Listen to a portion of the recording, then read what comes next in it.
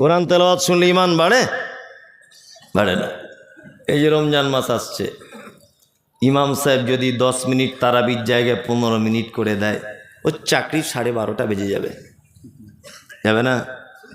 বেতের নামাজ নিয়ে 1 ঘন্টা লাগছে ইমাম সাহেবের, একটু ভদ্রভাবে তেলাওয়াত করছে মাখরাজ সহকারে। মুসল্লিরা বাইরে এসে মিটিং করছে আর বলছে ইমাম সাহেব পাল্টাতে হবে। সারাদিন কাজ করে কি আর 1 ঘন্টা দাঁড়িয়ে থাকা যায়? ভালো করে বুঝবেন। কমিটি চাপে পড়ে ইমাম সাহেবকে বাদ দিয়ে দিল 15টা রোজাতে। আবার আর একটা ইমাম সিলেক্ট হয়েছে, বাচ্চা করেছিল অল্প বয়স। সে এসে একটা চাচাকে জিজ্ঞেস করছে, চাচা 15টা রমজানে তো আর ইমাম চেঞ্জ হয় না, তো কি ব্যাপার 15টা রমজানে আপনাদের ইমাম চেঞ্জ হলো? ওই যে গরুর গাড়ির মতো কোরআন পড়ে, ঘোড়ার ডিম, খুব দেরি হয়, এই জন্য ওকে বাদ দিয়ে দিয়েছে। তাই হচ্ছে, হ্যাঁ। এখন এ মাদ্রাসায় পড়া ছেলে বুদ্ধিমান, এ বুঝতে পেরেছে তাহলে নিশ্চয় যে যত তাড়াতাড়ি পড়াতে পারবে তত বড় ইমাম, চাকরি আমার মোটামুটি লংজিভিটি বাড়বে।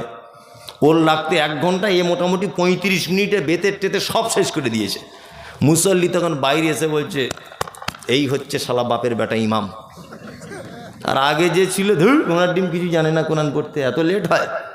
তার মানে আমাদের কাছে যে যত গতিতে তেলাওয়াত করতে পারবে সে তত বড় ইমাম। অথচ আল্লাহর ভাষা কি? আল্লাহ বলছেন আয়াতুহু যাদাতুহুম ঈমানা ওয়া আলা রাব্বিহিম ইয়াতাওয়াক্কালুন। মুমিন হলো তারা যাদের সামনে কোরআনের আয়াত তেলাওয়াত করা হবে। আল্লাহ নিজে বলছেন যাদাতুহুম ঈমানা, কোরআনের একটা আয়াত শুনলে তার ঈমান বৃদ্ধি পাবে, ঈমান বাড়বে তার। কি বললাম বুঝলেন? কোরআন তেলাওয়াত করি, কোরআন তেলাওয়াত করি। ও আনন্দবাজার পত্রিকা পড়ে, সময় নাই। সময় আছে? আল্লাহু আকবার। এই যে মাঘে রমজান আসছে না, কয়েকদিন পর, 2-3 দিন পর, আল্লাহ সুবহানাহু ওয়া তাআলা কি বলছেন? ইয়া আইয়ুহাল্লাযীনা আমানু, এই তোমরা যারা ঈমানের স্বীকৃতি প্রদানকারী তোমরা শোনো। কুতিবা আলাইকুমুস সিয়াম, তোমাদের উপরে সিয়াম অর্থাৎ রোজাকে কি করা হয়েছে? ফরজ করা হয়েছে। কামা কুতিবা আলাল্লাযীনা মিন ক্বাবলিকুম, যেমন তোমাদের পূর্ববর্তীদের উপরেও ফরজ করা হয়েছিল। লাআল্লাকুম তাত্তাকুন, যাতে তোমরা পরহেজগার হতে পারো। তাকওয়া, আল্লাহ ভীতি যাদের তোমাদের ভিতরে তৈরি হয়, এই জন্য আমি রমজানের সিয়ামকে কি করলাম? ফরজ করলাম। সিয়াম পালন করি তো? হ্যাঁ করি। আবার কিছু কিছু লোকের গ্যাসের অসুখ দেখা দেবে 2 দিন পরই। এখন আলহামদুলিল্লাহ খুব ভালো, ভালো না? কারোর পেটের অসুখ দেখা দিবে, কারোর মাথার অসুখ দেখা দিবে, সব। 16 বছরের মেয়ে, তাও মা বলছে এইটুকু মেয়ে কি করে রোজা করে, চেহারা খারাপ হয়ে যাবে। আবার বলছে ও পরীক্ষা দিতে যাবে, কি করে রোজা রাখবে? পরীক্ষার সঙ্গে রোজার কি সম্পর্ক? হ্যাঁ, যুবক ছেলে 16, 17, 18 বছর বয়স, ওর মা বলছে আমার বাচ্চা ছেলে ভোরবেলাতে উঠতে পারে না। তোমার বাচ্চা ছেলে রাত 2টো পর্যন্ত ফিল্ম দেখতে পারে মোবাইলে, তখন অসুবিধা হয় না, তোমার বাচ্চা ছেলে সাহারির সময় উঠতে পারে না? আশ্চর্য ব্যাপার। খুব সাবধানে থাকবেন। এই রমজান মাস এটা বরকতপূর্ণ মাস নয়? আপনারা সকলেই জানেন। আমাদের বাড়িতে মেহমান এলে কি করি? আমি যদি এখন আপনার বাড়িতে যাই, তা আপনার স্ত্রী কি করবে? যে বিছানার চাদরটা খাটের উপরে বিছানা আছে ওটা তুলে দিয়ে নতুনটা পেতে দিবে, ভালো করে পাতবে না? হ্যাঁ। বাথরুম ঘরটা পরিষ্কার করে রাখবে। মমতাজুল ইসলাম আসছে আমাদের বাড়িতে, যা তা কথা নয়। প্রতিদিন যেমন মাংস রান্না করতো তেমন করবে না, একটু স্পেশাল করে যে ভালো করে খাওয়াতে হবে হুজুরকে, করবে না? আল্লাহ নবী সাল্লাল্লাহু আলাইহি ওয়াসাল্লাম বলছেন ইজা দাখালা রমজান, রমজান যখন প্রবেশ করে, ফুতিহাত আবওয়াবুস সামা, আল্লাহ ফেরেশতাদেরকে বলে, ফেরেশতারা এসব এদিকে চলে এসো, আসমানের দরজা খুলে দাও, তাড়াতাড়ি করে আসমানের দরজা খোলো, আমার রমজানের মেহমান তারা সব আসছে রমজানে। আল্লাহু আকবার। আল্লাহ নিজে জান্নাতকে সাজান।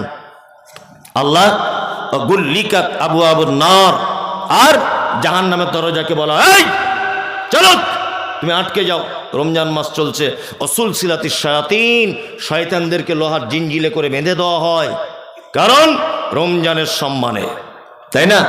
রমজানে কি সম্মান? রমজানে এত সম্মান কেন? রমজানের এত সম্মান কেন? আল্লাহ তাআলা বলছেন শাহরুর রমাজান আল্লাযী উনজিলা ফীহিল কোরআন, এটা হচ্ছে সেই রমজান যে রমজানে কোরআন অবতীর্ণ করা হয়েছে, তাই না? এখন পলাশিতে এলেই কিন্তু সে নবাব সিরাজের যুদ্ধের কথা, আমবাগানের একটা স্মৃতি মনে পড়ে যায়, যায় না? পলাশিতে এলেই মনে হবে এই সেই পলাশি, এর নাম এত বিখ্যাত কেন?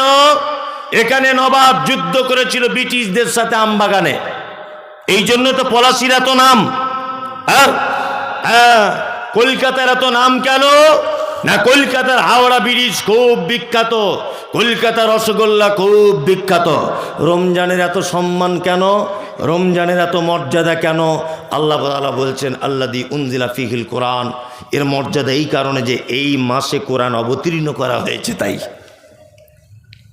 কি বলছি বুঝতে পারছেন? রমজানে সিয়াম অর্থাৎ রোজা অবস্থায় যত আমল আছে, কোরআন তেলাওয়াতের থেকে বড় আমল আর কোনো আমল নাই। সিয়াম অবস্থাতে সাহারি থেকে ইফতারি পর্যন্ত যে টাইমটা আপনি পাবেন শুধু কোরআন তেলাওয়াত, শুধু কোরআন তেলাওয়াত। কি বলছি বুঝতে পারছেন? আমরা কোরআন তেলাওয়াত করি? ওসবেতে ঝামেলাতে নাই আমরা। কি করে সস্তায় জান্নাতে যাওয়া যাবে সেই রাস্তাটা বলে দেন, এই রাস্তা আমরা করছি। আল্লাহ তুমি আমাদের কোরআন বেশি বেশি করে তেলাওয়াত করার তৌফিক দান করো, আমিন আমিন। চলুন, আল্লাহ তারপরে বলছেন ইত্তাবিউ মা উনজিলা ইলাইকুম মির রাব্বিকুম, তোমরা আনুগত্য করো রবের পক্ষ থেকে যেটা অবতীর্ণ হয়েছে, তার নাম আল্লাহর পক্ষ থেকে কি অবতীর্ণ? কোরআন। আল্লাহ তারপরে বলছেন ওয়ালা তাত্তাবিউ, তোমরা আনুগত্য করো না মিন দুনিহি, এইটাকে বাদ দিয়ে আউলিয়া, আউলিয়াদের আনুগত্য করো না। এইখানে কয়েকটা কথা আপনাদেরকে বলে রাখছি, সেটা হচ্ছে এই, আল্লাহ আনুগত্য করতে বলছেন কিসের? আল কোরআনের, তাই না? আমি বারবার বলছি শবে বরাত নামক কোনো শব্দ হাদিসে নাই, বারবার বলছি শবে বরাত বলে কোনো শব্দ কোরআনে নাই, আর ও বারবার বলছে এটা আমাদের বড় হুজুর বলেছে। বারবার বারবার আমি বলছি যে নবীর নাম শুনে চোখে চুম্বন করা বেদাত, চলবে না। এটা হাদিসেও নাই, কোরআনেও নাই, বলছে এটা আমাদের বড় হুজুরের ফতোয়া। বারবার এ কথা বলছি, বারবার, যে আপনি বেদাত থেকে সাবধানে থাকবেন, এটা করা চলবে না। ও বারবার বলছে এটা কোরআনে না থাকতে পারে, হাদিসে না থাকতে পারে, এটা আমাদের হুজুর বলেছে। আচ্ছা, হুজুরের কথা চলবে না কোরআন হাদিসের কথা চলবে? কোরআন আর হাদিসের কথা চলবে। কিছু বলতে যাচ্ছি তা বলছি ইমাম আবু হানিফা বলেছে, কিছু বলতে যাচ্ছি ইমাম আবু হানিফা বলেছে বলে এটা করা লাগবে? একদমই নয়। কয়েকটা ছোট্ট ছোট্ট কথা বলে রাখছি, এবার মাথার ভিতরে ঢোকান। আজকে থেকে কিছু ভুল ভ্রান্তি থেকে আপনি নিজেকে মুক্ত করেন। এক, আল্লাহ পবিত্র আল কোরআনে বলেছেন ইয়া আইয়ুহাল্লাযীনা আমানু, তোমরা যারা ঈমানের স্বীকৃতি প্রদানকারী, আতিউল্লাহ, আল্লাহর আনুগত্য করো, ওয়া আতিউর রাসূল, রাসূলের আনুগত্য করো, ওয়া উলিল আমরি মিনকুম, তোমাদের ভিতরে যারা উলিল আমর অর্থাৎ যারা নেতা, ধর্মীয় ব্যাপারে পণ্ডিত, তোমরা তার আনুগত্য কি করো। এইখানে যারা মাযহাব মেনে চলে তাদের একটা দলিল, তারা দলিল পেশ করে। কি পেশ করে? উলিল আমরি মিনকুম। কোরআন আর হাদিস বাদ দেওয়ার পরে পরে কি করতে হবে? উলিল আমরি মিনকুম, নেতাদের আনুগত্য করতে হবে। এখানে আরবি সম্পর্কে যাদের জ্ঞান আছে তারা ভালো করে জানবেন, আর সভাপতি সাহেবরা ভালো করে জানবেন, আলেমরা ভালো করে জানবেন। আচ্ছা, এবার বলি, আল্লাহ শব্দের আগে ব্যবহার করা হয়েছে আতিউল্লাহ, অর্থাৎ আতিউ মানে আনুগত্য করো, আর রাসূল শব্দের আগে ব্যবহার করা হয়েছে আতিউ, রাসূলের আনুগত্য করো। তারপরে কি শব্দ ব্যবহার করা হচ্ছে? ও উলিল আমরি মিনকুম, এবং তোমাদের ভিতরে যারা নেতা তাদের আনুগত্য করো। এখানে কয়েকটা কথা বলে রাখছি, সেটা হচ্ছে এই, উলি শব্দটা বহু বচন, এক। দুই, পবিত্র আল কোরআনে যত জায়গায় মিনকুম শব্দ ব্যবহার হয়েছে প্রত্যেক প্রত্যেক জায়গাতে আল্লাহ সুবহানাহু ওয়া তাআলা জীবিত মানুষদের কথা বুঝিয়েছেন। প্রমাণ এই দেখুন, আল্লাহ তাআলা বলছেন ওয়ামান কানা মিনকুম মারিজান আও আলা সাফারিন ফাইদ্দাতুম মিন আইয়ামিন উখর। আল্লাহ বলছেন রমজানের ভিতরে যদি তোমাদের ভিতরে কেউ অসুখে পড়ে যায়, কেউ যদি সফর অবস্থায় থাকে, তাহলে অন্য দিন গণনা করে পূরণ করে দিবে। অন্য দিনে এই দিনটার গণনা কি করবে? পূরণ করে দিবে। আচ্ছা বলুন তো, আল্লাহ এখানে জীবিত মানুষদের কথা বললেন না মৃত মানুষদের? জীবিত মানুষদের। মিনকুম তোমাদের ভিতরে রমজান মাসে যদি কেউ অসুখে পড়ে, যদি কেউ এখান থেকে কলকাতা যায়, এখান থেকে যদি কেউ দিল্লি বোম্বাই সফর যদি করে, তাহলে সে কি করবে? এই দিন রোজা নষ্ট করে দিয়ে অন্য দিন কি করবে? পূরণ করে দিবে। তাহলে আল্লাহ এই আয়াতটা জীবিত মানুষদের ব্যাপারে বললেন না মৃত মানুষদের? জীবিত মানুষদের। তার মানে আল্লাহ তাআলা বলছেন মিনকুম উলিল আমরি মিনকুম, তোমাদের ভিতরে যারা উপস্থিত নেতা রয়েছে তাদের আনুগত্য করো। এক। আর দ্বিতীয় কথা হচ্ছে, উলি শব্দ যখন বহু বচন, তার মানে এখানে একক কোনো নেতার আনুগত্য করা যাবে না, নেতা অনেকজন হতে পারে। কি বললাম বুঝলেন? আরে ওই জন্য তো আমরা আহলে হাদিসরা বলি ইমাম আহমদ বিন হাম্বল, ইমাম শাফি, ইমাম মালিক, ইমাম আবু হানিফা সকলকে আমরা মানি যদি ওনাদের কথাগুলো মুহাম্মদ সাল্লাল্লাহু আলাইহি ওয়াসাল্লামের কথা হয়। কি বলছি বুঝতে পারছেন? আর ও বলছে আমি ইমাম শাফিকে মানি না। তুমি কোন মাযহাবের? বলছে আমি আবু হানিফা ছাড়া কিছু বুঝি না। ওর এটা যদি উক্তি হয় আবু হানিফা ছাড়া কিছু বুঝি না, তাহলে আমি তো বলবো ও হুজুর কোরআনের এই আয়াতকে অমান্য করলো, এটা প্রমাণ হবে। আল্লাহু আকবার। ইমাম আবু হানিফা রাহিমাহুল্লাহ বেঁচে আছেন না মারা গেছেন? মারা গেছেন। ইমাম শাফি রাহিমাহুল্লাহ বেঁচে আছেন না মারা গেছেন? মারা গেছেন। তার মানে ওনারা তো এখন আর নেই, তাই তো? তার মানে ধর্মীয় ব্যাপারে যদি হাদিস এবং কোরআন এ দুটো দিয়ে যদি সমস্যার সমাধান না যদি হয়, তাহলে বর্তমান যারা আলেম, বড় আলেম রয়েছেন তাদের শরণাপন্ন হতে হবে। যদি তাদের কাছেও সমস্যার সমাধান না হয়, আল্লাহ বলছেন ফাইন তানাযাতুম ফি শাইইন ফারুদ্দুহু ইলাল্লাহি ওয়া রাসূল, তাহলে তোমরা আল্লাহ এবং তার রাসূলের দিকে প্রত্যাবর্তন করো, এটাই তোমাদের জন্য কল্যাণ। এইবার একটা কথা আপনাদেরকে বলি, খুব মনোযোগ সহকারে শুনবেন। আল্লাহ নবী সাল্লাল্লাহু আলাইহি ওয়াসাল্লাম পৃথিবী থেকে চলে গেছেন কত হিজরিতে? কারো জানা আছে? 11 হিজরিতে। কত? 11। ইমাম আবু হানিফা, যাকে বলা হয় ইমামে আজম বলা হচ্ছে, ইমামে আজমের জন্ম হয়েছে 80 হিজরিতে। কত? 80। তার মানে আল্লাহ নবী সাল্লাল্লাহু আলাইহি ওয়াসাল্লাম চলে যাবার কত বছর পরে জন্ম? 69 বছর পরে। নিশ্চয় ইমাম আবু হানিফা রাহিমাহুল্লাহ মায়ের পেট থেকে তিনি ইমাম হননি, মিনিমাম 10 বছর পড়াশোনা করতে হয়েছে, তাই না? তারপর ইমাম হয়েছে। তার মানে আল্লাহ নবী সাল্লাল্লাহু আলাইহি ওয়াসাল্লাম চলে যাবার 79 বছর পর ইমাম হয়েছেন ইমাম আবু হানিফা রাহিমাহুল্লাহ, তাই তো? এবার আপনাকে একটা কথা বলি, 150 হিজরিতে পৃথিবী থেকে চলে গেছেন ইমাম আবু হানিফা রাহিমাহুল্লাহ, 150 হিজরিতে জন্ম হয়েছেন ইমাম শাফি রাহিমাহুল্লাহ। এইভাবে 300 হিজরির ভিতরে সমস্ত আইম্মায়ে কেরামগণ পৃথিবী থেকে চলে গেছেন। ইমাম আহমদ বিন হাম্বল, ইমাম শাফি, ইমাম মালিক, ইমাম আবু হানিফা, ইমাম বুখারী, ইমাম তিরমিজি, সমস্ত আইম্মায়ে কেরাম 300 হিজরির ভিতরে পৃথিবী থেকে চলে গেছেন। তখনও পর্যন্ত শবে বরাতের জন্ম হয়নি। 300 হিজরি পর্যন্ত নবী দিবস ছিল না। 300 হিজরি পর্যন্ত কিয়াম ছিল না। 300 হিজরি পর্যন্ত হালুয়া রুটি ছিল না। 300 হিজরি পর্যন্ত দাঁড়িয়ে ইয়া নবী সালাম আলাইকা ছিল না। 300 হিজরি পর্যন্ত নবীর নাম শুনে চোখে চুম্বন করতে হবে ছিল না। তারও 150 বছর পরে শবে বরাতের জন্ম। তার মানে মুহাম্মদ সাল্লাল্লাহু আলাইহি ওয়াসাল্লাম পৃথিবী থেকে চলে যাবার 450 বছর পরে শবে বরাতের জন্ম। এটা সুন্নত হয় কি করে? সুন্নত কোন জিনিস প্রমাণ করতে গেলে মুহাম্মদ সাল্লাল্লাহু আলাইহি ওয়াসাল্লামকে বেঁচে থাকা অবস্থায় প্রমাণ লাগবে। কি বলছি বুঝতে পারছেন? কিছু বুঝতে পারছেন? কত বড় বিয়াদব। বলছে নবীজি দাঁত ভেঙে দিয়েছিল, নবীজি শক্ত জিনিস খেতে পারেনি, ওই জন্য একটু হালুয়া করে খাই। বলে না? বলে। আপনাকে একটা জিনিস বোঝাচ্ছে, আমি শুনে নেন। আমার বেটা যদি এখন বলে যে আমি আমার বাপের বরযাত্রী গিয়েছি, কথাটা কেমন? চলবে? চলবে না। আচ্ছা, হালুয়া করে কোন মাসে? আরবি শাবান মাসে, তাই না? শাবান মাসে হালুয়া করে 15 তারিখে। আল্লাহ নবী সাল্লাল্লাহু আলাইহি ওয়াসাল্লামের দাঁত ভেঙেছে উহুদের মাঠে কোন মাসে? শাওয়াল মাসের 7 তারিখে। কোন মাসের? শাওয়াল মাসের 7 তারিখে। শাবানের পরের মাসের নাম কি? রমজান।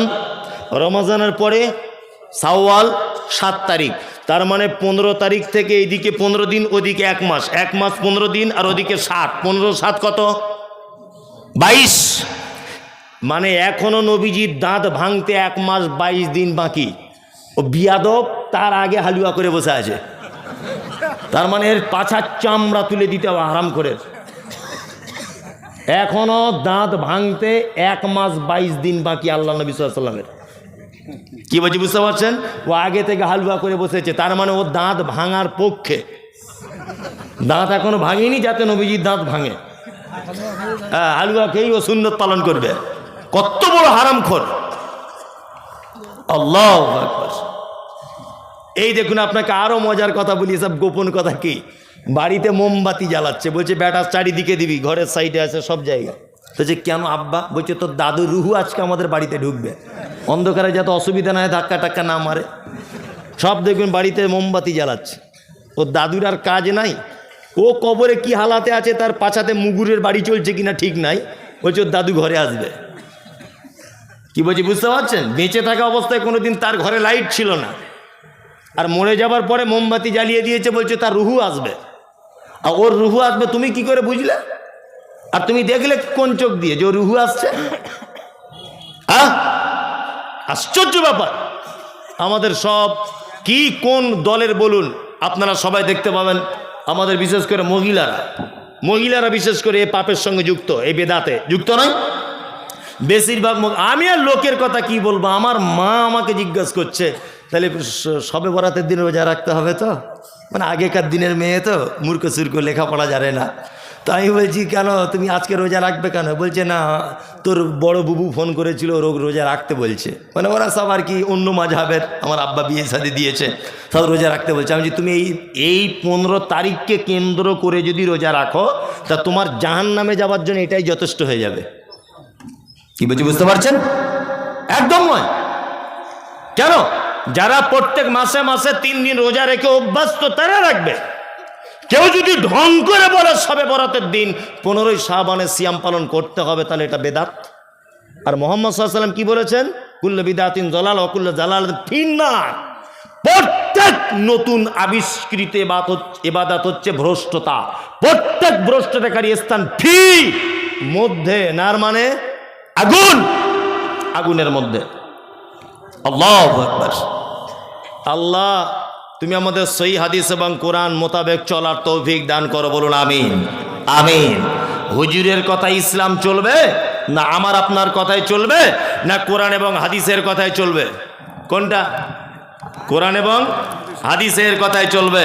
কোনো এক জায়গায় বক্তব্য রাখতে রাখতে আমি বলেছি, জানাজা করতে গেছি কোনো এক জায়গায়, তো একটা চাচা বলছে সবাই দোয়া বলুন, মিনহা খালাকনাকুম ওয়া ফিহা নুঈদুকুম ওয়া মিনহা নুখরিজুকুম তারাতান উখরা।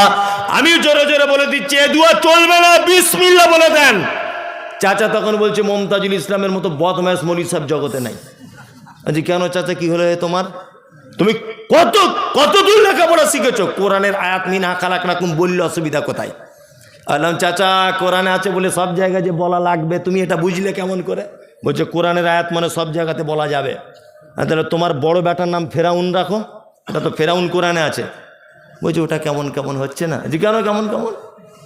তোমার বড় বেটার নাম রাখতে পারতে ফেরাউন, ছোট বেটাটার আবুল আহাব রাখতে পারতে।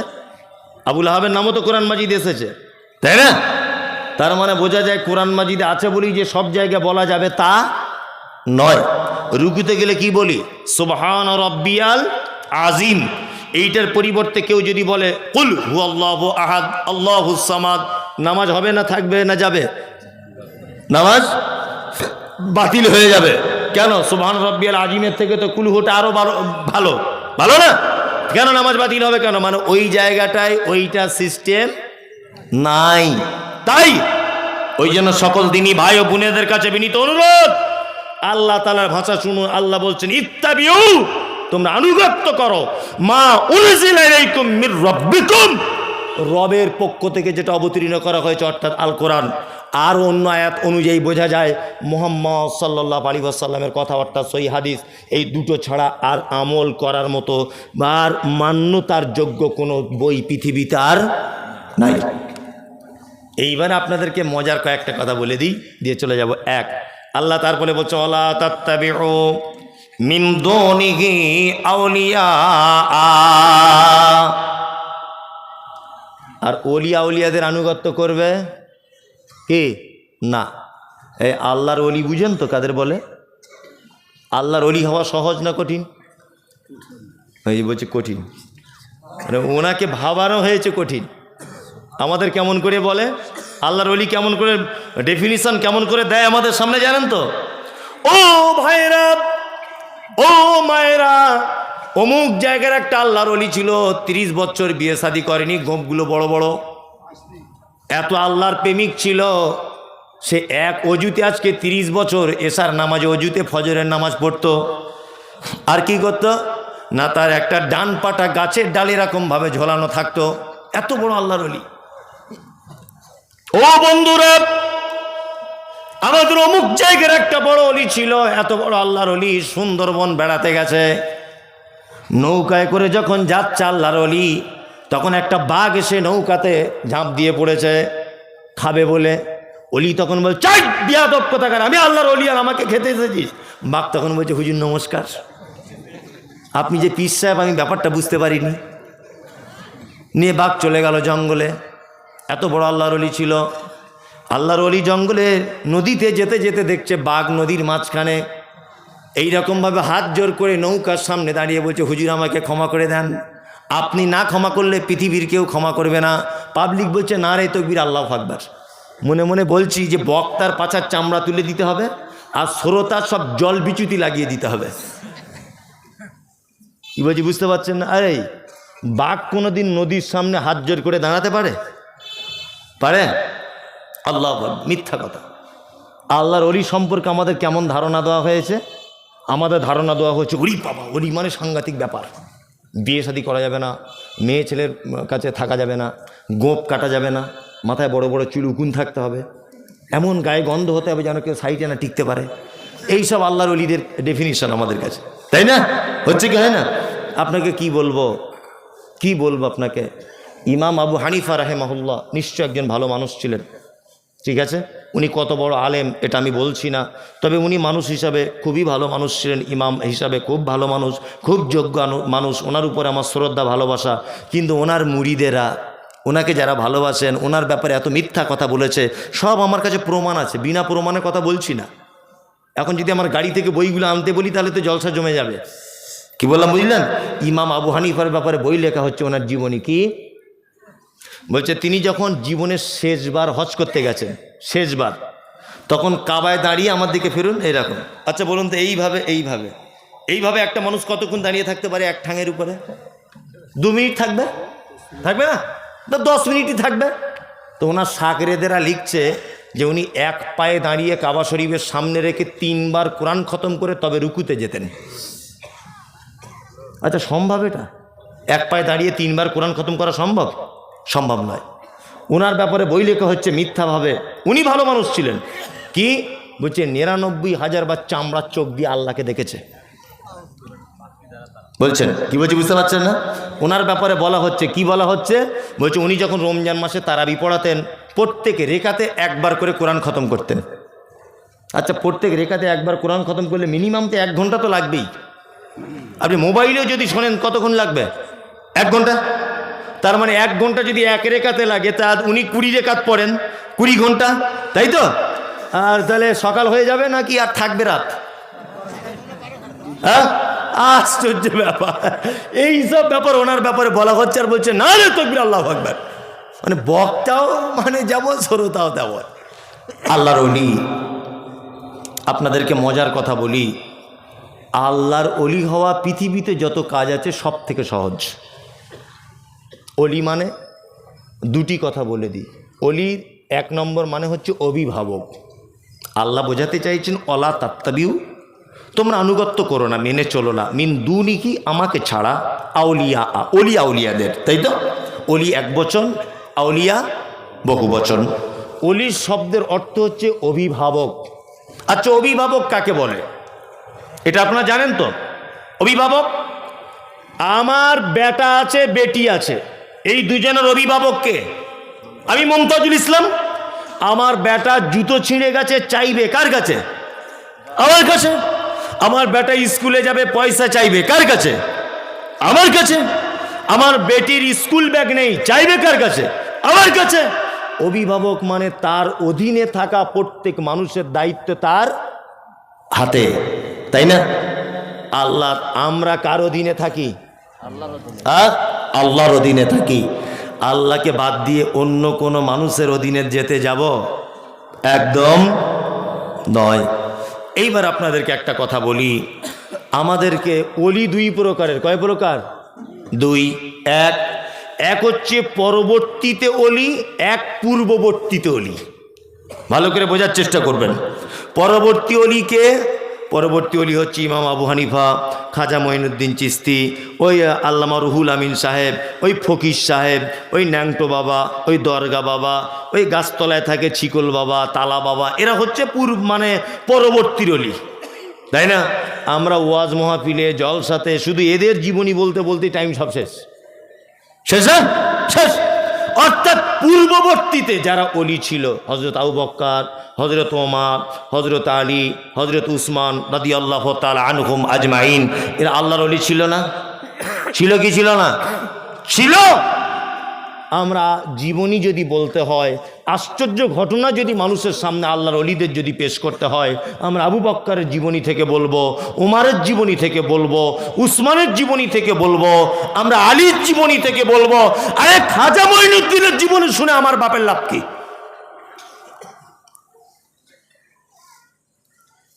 ফুরফুরা শরীফের পীর সাহেব দাদা হুজুর, ওনার জীবনী শুনে আমার লাভ কি? ইমাম আবু হানিফার জীবনী শুনে আমার লাভ কি?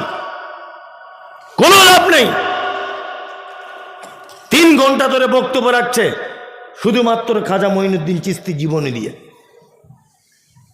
কে বলেছে বক্তব্য রাখতে খাজা মঈনুদ্দিন চিশতির জীবনী দিয়ে? এই জীবনী শুনলে কোনো নেকি হবে? 10 পয়সা নেকি নেই। পৃথিবীতে 4 শ্রেণীর মানুষ আল্লাহ তাআলার পক্ষ থেকে প্রাইজ প্রাপ্ত। 1, আনা আমাল্লাহু মিনান নাবিয়্যিনা ওয়াস সিদ্দিকিনা ওয়াশ শুহাদাই ওয়াস সালিহিন। 1 নবীগণ, 2 সাহাবায়ে কিরামগণ, 3 শহীদগণ, 4 সালিহিন, সৎ কর্মপরায়ণ যারা তারা। এই 4 শ্রেণীর মানুষ ছাড়া তৃতীয় কোনো ব্যক্তির আর গল্প শোনা যাবে না। চলুন, আল্লাহর অলি মানে আশ্চর্য ঘটনা, আমরা যেটা জানি, তাই না? জি, সাহাবীদের জীবনে আশ্চর্য ঘটনা ঘটেনি? ঘটেছে। আপনাকে চমৎকার চমৎকার কয়েকটা ঘটনা বলি, মরা মানুষের মতো আপনি বসুন। 1, হযরত আবু হুরায়রার নাম শুনেছেন? শুনেছেন। আল্লাহ নবী সাল্লাল্লাহু আলাইহি ওয়াসাল্লামের সাথে পেয়েছিলেন মাত্র 3 বছর। কত বছর? 3 বছর। সব থেকে বেশি হাদিস বর্ণনা করেছেন কে? আবু হুরায়রা, তাই না? হাদিসের পাতা উল্টালে আনাবি হুরায়রাতা, আনাবি হুরায়রাতা, আনাবি হুরায়রাতা, সব জায়গাতে। আর মহিলাদের মধ্যে আনা আয়েশাতা রাদিয়াল্লাহু তাআলা আনহা, আনা আয়েশাতা রাদিয়াল্লাহু তাআলা আনহা। মহিলা সাহাবিয়াতদের ভিতরে আয়েশা, আর পুরুষদের ভিতরে আবু হুরায়রা। অধিক হাদিস বর্ণনা করেছেন, তাই তো? চমৎকার ঘটনা, আপনার গায়ের লোম খারাপ হয়ে যাবে শুনলে। হযরত আবু হুরায়রা বলছেন, আমি নতুন ইসলাম কবুল করলাম, নতুন ইসলাম কবুল করলাম। আসহাবে সুফফাতে বসবাস করতাম। কোথায়? আসহাবে সুফফাতে। আসহাবে সুফফাদের খাওয়া দাওয়া কিছু থাকতো না। অন্যান্য সাহাবীরা হাদিয়া দিলে খেতেন, না তো চুপচাপ মেরে বসে থাকতেন। তো হযরত আবু হুরায়রা বলছেন, এত খিদা লেগেছে একদিন, আর থাকতে পারলাম না। আল্লাহ নবী সাল্লাল্লাহু আলাইহি ওয়াসাল্লাম মেম্বারে যেখানে খুতবা দিতেন, ওখানে পেটের সাথে এরকম পেট লাগিয়ে চুপচাপ মেরে বসে আছেন। কে? আবু হুরায়রা। উনি ভাবছেন যে এখানে বসে দেখো তার কাজ নাই, খাওয়া দাওয়া পাবো না, একটু রাস্তার দিকে যাই। আবু হুরায়রা রাস্তার দিকে বার হলেন। বার হয়ে রাস্তাতে বসে আছেন। মনে মনে ভাবছেন কোনো মানুষের কাছে তো ডাইরেক্ট খাবার চাওয়া যাবে না, নবী সাহাবী বলে কথা, ডাইরেক্ট চাওয়া যাবে যাবে না। হযরত আবু হুরায়রা মনে মনে ভাবছেন যে কোনো একটা কৌশলে কিছু চাইতে হবে। রাস্তা দিয়ে আসছেন কে? হযরত ওমর। তা আবু হুরায়রা বলছেন, ওমর ভাই কোরআনের এই আয়াতটা সম্পর্কে একটু বলে দেন তো। আবু হুরায়রা ভাবছেন আমি ক্ষুধার্ত, একদিন দুদিন খাওয়া হয় না, এরকম মানুষকে চোখ মুখ দেখলে একটু বোঝা যায় না যাবে। ওমর বিচক্ষণ মানুষ, হয়তো আমার দিকে দেখলে বুঝতে পারবে যে ক্ষুধার্ত। হযরত ওমর কি করলেন, আবু হুরায়রার দিকে তাকালেন, কোরআনের আয়াতটা বললেন, চলে গেলেন। আবু হুরায়রা মনে মনে ভাবছেন তাহলে চালাকি আর কাজ হলো না, চালাকি আর কাজ হলো না। দ্বিতীয়বার আসছেন কে? আবু বকর সিদ্দিক রাদিয়াল্লাহু তাআলা আনহু, তিনি আসছেন। হযরত আবু হুরায়রা একই ঘটনা, আবু বকর বুঝতে পারলেন না, চলে গেলেন। তৃতীয় পারে এসছেন কে? বিশ্ব নবী জনাবে রাসূলুল্লাহ সাল্লাল্লাহু আলাইহি ওয়াসাল্লাম এলেন। আসার পরে আবু হুরায়রার দিকে তাকিয়ে মুচকে হেসে বলছেন, আবু হুরায়রা কি খবর? কি খবর? খিদে পেয়েছো তাই তো, চলো আমার সাথে চলো। আবু হুরায়রা নিজে বর্ণনা করছেন, আল্লাহ রসুল হাঁটছেন, আমি আল্লাহ রসুলের পিছনে পিছনে হাঁটছি। আল্লাহ রসুল বাড়ির ভিতরে চলে গেলেন, যাওয়ার পরে আমার জন্য বলছেন, আবু হুরায়রা আরে বরকতের খাবার হাদিয়া চলে এসেছে আজকে। আল্লাহু আকবার। কি? এক পেয়ালা দুধ। আবু হুরায়রা মনে মনে ভাবছে এক পেয়ালা দুধে তো আমার পেটের এক কোনায় পড়ে থাকবে। আল্লাহ নবী বলছেন, আবু হুরায়রা এক কাজ করো, আসহাবে সুফফাতে যতজন সাহাবী আছে সব সাহাবীকে ডেকানো যাও। আবু হুরায়রা তো মন আরো খারাপ, এক পেয়ালা দুধ, আল্লাহ রাসূল আবার আমাকে না দিয়ে আবার অন্যান্য সাহাবীদেরকে ডাকতে বলছেন, এ কেমন কথা? কি বললাম বুঝলেন? কেউ কেউ মত প্রকাশ করেছে যে আসহাবে সুফফাতে তখনকার দিনে প্রায় 150 জনের কাছাকাছি সাহাবী ছিল, তবে এ মত সঠিক নয়। কি বললাম বুঝলেন? 150 জনের কাছাকাছি, 150 জন বাদ দেন, 50 জন ধরুন সাহাবী। নবীজি বলেছেন আবু হুরায়রা তো দেরি করতে পারছেন না, চট জলদি চলে গেলেন, আসহাবে সুফফা সব সাহাবীকে আনলেন। আল্লাহ নবী সাল্লাল্লাহু আলাইহি ওয়াসাল্লাম আসহাবে সুফফা সাহাবীদেরকে আনলেন বাড়িতে ডেকে, আর পেয়ালাটা আবু হুরায়রাকে দিয়ে বললেন সবাইকে একবার একবার করে পান করতে বলো। আবু হুরায়রা একজনকে যখন পেয়ালা দিয়েছে মনটা খুব খারাপ, যে আল্লাহ রসুল যদি আমাকেও প্রথম পেয়ালাটা দিত তবু এক হতো, এই যা কেস, তাহলে আমি আর দুধ পাবো না। আবু হুরায়রা বলছেন এক এক করে দুধ আমি পান করাতে লাগলাম। একদম সহি হাদিস এটা, এক এক করে সব সাহাবীর দুধ পান করা হয়ে গেল। আল্লাহ রসুল এবার আবু হুরায়রাকে বলছেন, আবু হুরায়রা তুমি দুধ পান করো। আবু হুরায়রা তখন খুব লোভে লোভে আর কি দুধ পান করছেন, দুধ পান করে পেট ভর্তি। তখন আল্লাহ রসুল সাল্লাল্লাহু আলাইহি ওয়াসাল্লাম আবার বলছেন, আবু হুরায়রা আবার পান করো। আবু হুরায়রা বলছেন, আল্লাহ রসুল আমার তো আর পজিশন নাই। আবু হুরায়রা আবার একটু পান করলেন। আল্লাহ রসুল বলছেন, আবু হুরায়রা আবার করো। আবু হুরায়রা বলছে, আল্লাহ রসুল আর কোনো মতেই জায়গা খুঁজে পাচ্ছি না, পেটে আর জায়গাই নাই। কি বলছি বুঝতে পারছেন না? আল্লাহ নবী সাল্লাল্লাহু আলাইহি ওয়াসাল্লাম নিজে দুধ পান করলেন। এবার আপনাকে আমি বলছি, এক পেয়ালা দুধ 100 থেকে 150 জন মানুষ খাওয়া সম্ভব না অসম্ভব? আল্লাহ চায় সম্ভব, ওটা আলাদা বিষয়। দুনিয়াবি দৃষ্টিতে সম্ভব না অসম্ভব? অসম্ভব। প্রথমত কথা মনে রাখতে হবে যে এটা নবীজির একটা মুজিজা, 1। 2, এই ঘটনা থেকে শিক্ষা নেন। 2 নম্বর শিক্ষা কি? সাহাবীদের ভিতরে এবং নবীজিদের ভিতরেও অলৌকিক কিছু ঘটনা ঘটে ছিল। নাম্বার 3, মুহাম্মদ সাল্লাল্লাহু আলাইহি ওয়াসাল্লামের চরিত্রে দেখুন, আল্লাহর নবী তো চাইলে, তখনকার দিনে তিনি নেতা না নেতা, তখন তিনি চাইলে তো ঘরের ভিতরে টুক করে দুধটা পান করে নিয়ে আবু হুরায়রাকে বলতে পারতেন ঘরে কিছুই নাই, বলতে পারতেন না? নতবা এটা তো করতে পারতেন, নিজে পান করতেন, আবু হুরায়রাকে পান করতেন, দিয়ে শেষ করে দিতেন, তাই না? তার মানে বোঝা যাচ্ছে নেতা শুধু হলে হবে না, নেতার অধীনে যত মানুষ থাকবে সবাইকে ভাগ বিলি বন্টন করে তবে খেতে হবে, তাই না?